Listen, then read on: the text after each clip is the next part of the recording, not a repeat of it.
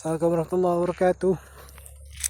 Pagi ni saja jalan-jalan, hirup-hirup udara segar di kawasan Hulu Selangor. Serendah. Wah tu burung berkicauan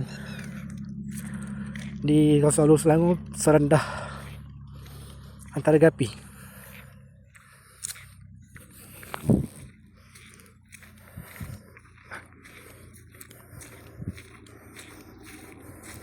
Allahumma salli sallim ala sayyidi wa habibi wa tabibi qalbi wa jasadi wa ruhi sayyidi rasulillah Muhammad ibni Abdillah as-sadiqul amin ala alihi sahbihi ajma'in. Allah Allah ya Allah. Indah kan ciptaan Allah.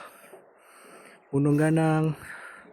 By the way, kat atas sana ada Genting Highland Jadi kalau tuan-tuan berminat nak dapatkan rumah di kawasan Hulu Selangor, boleh kontak saya insya-Allah.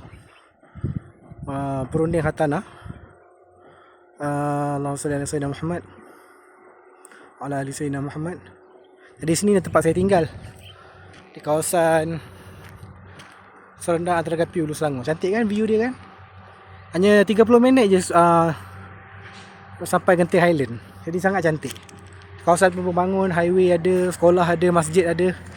Dia ada tempat tinggal, ada orang bekerja kan. Jadi sama-sama membangunkan Islam, syiar Islam, ekonomi, sosial dan rohani.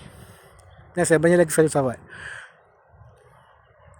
Allahumma salli ala Muhammad ya Rabbi salli alaihi wasallim. Allahumma salli ala Muhammad ya Rabbi salli alaihi wasallim. Allahumma salli ala Muhammad ya Rabbi salli alaihi wasallim. Allahumma salli ala Muhammad ya Rabbi salli alaihi wasallim.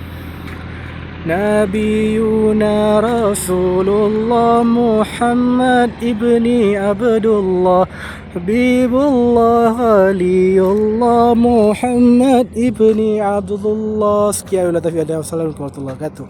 See you in the next video insyaAllah. Do like, subscribe and share channel saya Nik Muhammad Ashraf bin Razali Al-Malaysia. Thank you.